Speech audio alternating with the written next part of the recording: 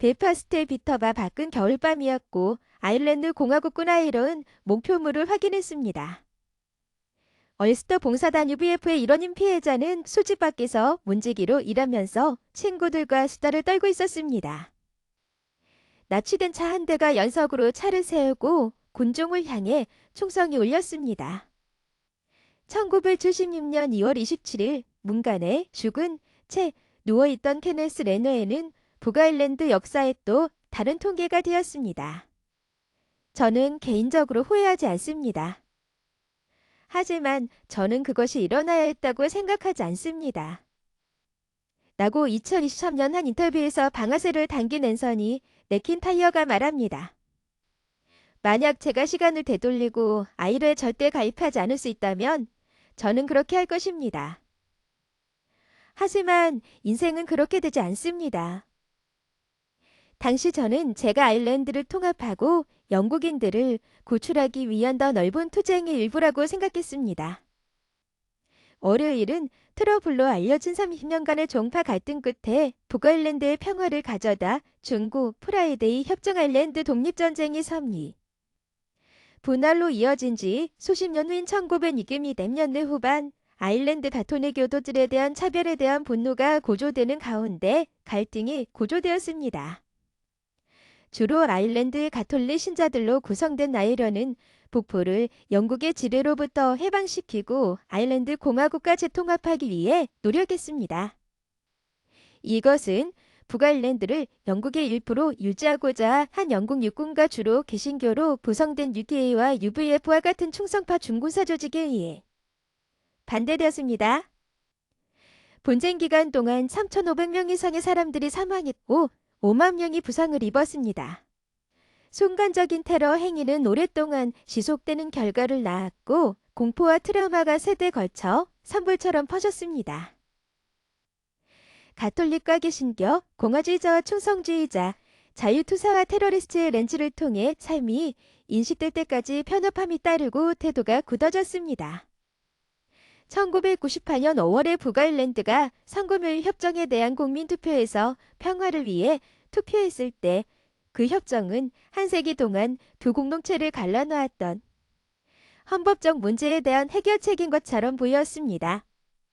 하지만 25년이 지난 후 북아일랜드는 지난 5월 위임된 의회가 붕괴된 후 제 기능을 하는 권력 공유 정부가 없습니다.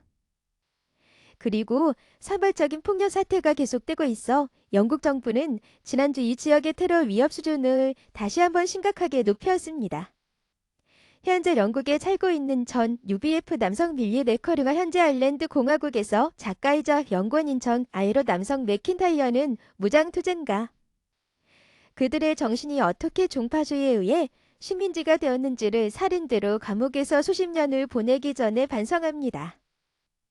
두 사람 모두 폭력을 부인했지만 북아일랜드의 평화로 가는 길에 대해서는 비판적입니다.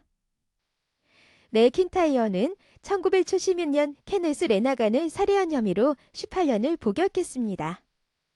아일랜드 공화국에 있는 그의 집에서 그는 아이러에 가입하게 된 중요한 순간들을 이야기합니다. 제가 종파주의에 대해 처음 기억한 것은 어렸을 때 개신교로부터 공격을 받은 것입니다. 저는 친구와 함께 철로를 따라 걷고 있었습니다. 그는 개신교 신자였고 저는 가톨릭 신자였습니다. 우리는 한 무리 아이들에 의해 제지당했고 그들은 우리에게 영국 국가를 불러달라고 요청했습니다. 제 친구는 할 수 있었지만 저는 단어를 몰랐기 때문에 그들은 저를 때렸습니다. 그 후 그의 가족의 집 현관문에 X자가 덧칠되었다고 맥킨타이는 말합니다. 그것은 개신교 행진 중 하나가 지나간 직후였습니다. 우리 집을 표시하는 것은 충성파였습니다. 저는 개신교 친구들이 많았지만 개신교가 나쁘다는 견해를 형성하기 시작했습니다. 몇 년 후 맥킨타이는 개신교 UVF 남성인 LENAJJJN을 살해한 혐의로 유죄 판결을 받았습니다.